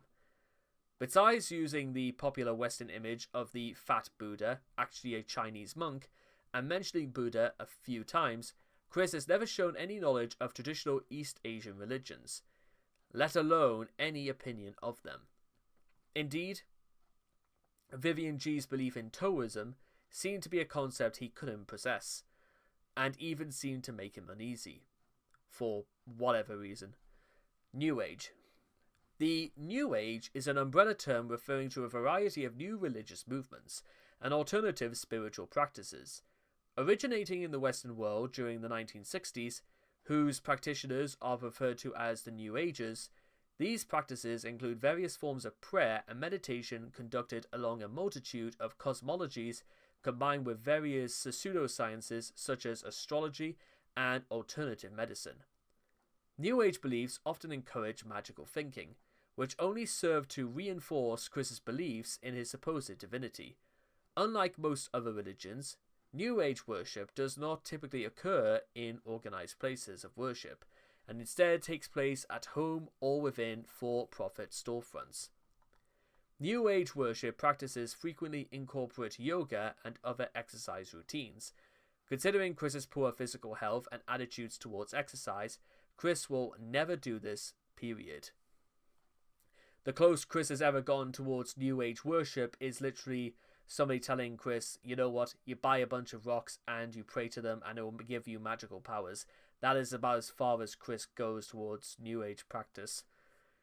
Chris has affirmed his belief in various forms of New Age practices in the past, all of which were synchronized with forms of Christianity and his own beliefs in the dimensional merge. Chris has performed tarot readings, believed in magic stones, and meditated in the hopes of achieving astral projection. Theosophy. Theosophy is a minority religion formed in the late 19th century. An adherent of Theosophy is known as a Theosophist and believes worship at Theosophical societies. Members of Theosophy predominantly consist of converts to the faith rather than family-based groups. Chris has been influenced by Theosophy in his affirmation of the Akashic records. Mentioned in various jail letters to fans, owing to the religion's denial of free will, the Akashic records are believed to be a flawless compendium of all thoughts, actions, and words spoken by all human beings in the past, present, and future. Theosophists believe they can access the Akashic records to heal past wounds, lift pain, and past issues, and find a higher expression for their lives. The origin of Chris's belief in the existence of the Akashic records is unknown. However, Chris appears to incorporate every spiritual or supernatural concept, regardless of whatever it is intended to be religious or purely fictional, he finds into a bizarre pantheon of spirituality. Atheism. But I would certainly not want to be an atheist, cause if I don't have God or Jesus by my side, I would be more lost than I was considerably beforehand. Atheists are the devil's spawning, as it would seem, and I would not want to be amongst them when they run out of town with the pitchforks and the haste and the fire. And I would either be a PCM, I would like to be a peacemaker, but I certainly wouldn't being one with the pitchfork. Wouldn't mind being one with the pitchfork, following the crowd and pushing the atheist out of town. So you're telling me you would like to be the peacemaker, but you would also want to run them out of town. You see what I'm talking about when it comes to Chris, like, being involved with religion is absolute bullshit, because Chris literally contradicts himself in the exact same sentence, literally with no real pause. Chris's opinion on the irreligious is the most vacillating and incoherent, and incidentally one of the best documented. Unsurprisingly, he doesn't seem to like or trust atheists, but even there he has a hard time articulating his opinion. When Vivian asked him to explain why he dislikes them, he said, "I don't know, but I do know that they are not believers of God and Jesus."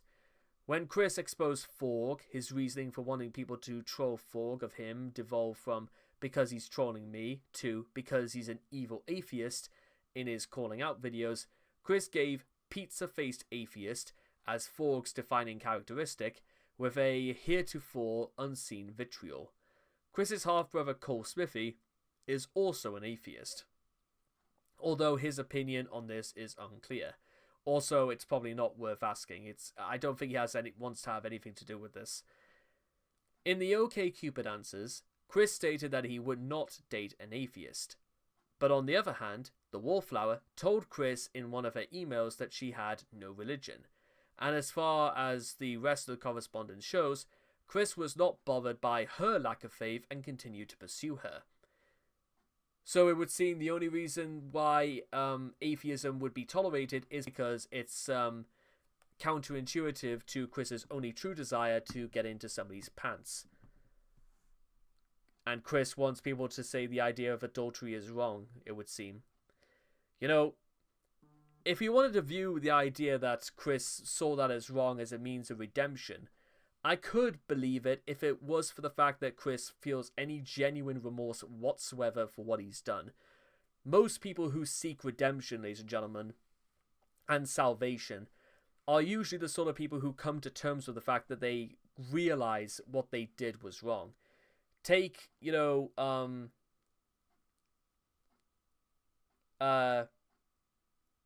was it Jake Vineyard? No, it wasn't Jake. Who was the guy from American History X? Derek Vineyard from Derek Vineyard. He was played by but he's the one who became a Nazi, murdered a bunch of people, went to prison, found out exactly the error of his ways, and then decided he wanted to actually spend the rest of his life away from that sect and actually look after his family. Or if you want to look into more real life accounts, how about Daily Focus, a northeastern gangster who found God and spent the rest of his life atoning for his ways. And this guy was a absolute maniac, to say the least. Look into that, by the way. You never know, guys, that there could be something in it. However, in his later video, revised OkCupid account, he states, to the surprise of nobody, that he would be willing to date an atheist if it meant he had a chance at some hanky-panky. Again, saying what we already knew, but at least Chris was somewhat refreshing for Chris to just straight up admit it, because yes, it's probably wrong to say this, but at the same time, at least we know now Chris is just willing to get it out there. Just so we know Chris, at least honesty is the best policy, as they say. And with all that being said, we are finally at the end of Chris and religion. And I just want to say before I leave you guys for tonight, that on this Easter Sunday, despite all of the hatred, despite all of the vitriol, despite all of the hypocrisy and everything else that flows into Chris's heart, let's not forget, ladies and gentlemen, that at the end of the day, Chris is still just a human being. A flawed one, don't get me wrong, but is Chris any more flawed than perhaps me, for example? Maybe, possibly not. But I also believe that Chris actually still has all the potential in the world to see the error of her ways, and to come around again to being the person that I think she always wanted to be. With that being said, a lot of this also has to come down to whether or not Chris accepts and understands where she went wrong and what is she going to do about it. Because as things stand, well, Chris has to be the one to do that. And Chris has to be the one that wants to change. Not just say you're a good person, in spite of everything we've read today. But, well, basically, I'm going to end this by summarizing, using pretty much one of my favorite quotes again. Love all, trust a few, do wrong to none. William Shakespeare, all's well that ends well. And with all that being said and done, enjoy the rest of your Easter Sunday, ladies and gentlemen, and I'll see all of you guys again next time. Take care, and bye-bye for now. Well, hello again. And just before each and every one of you leave, if I could just hold your attention for a few more seconds, and I want to show you very quickly my Patreon store. I've been running this for 5 years now, and ever since this month began, I've decided to reopen, relaunch, completely sort out my categories for videos, and I've uploaded them sometimes as far as 3 months in advance. So you guys will be able to get an exclusive look exactly what's coming out, when it's coming out, at your convenience. So make sure to stop by, take a look around, and let's see what you think. Thank you very much for supporting me once again, and I'll see you again next time.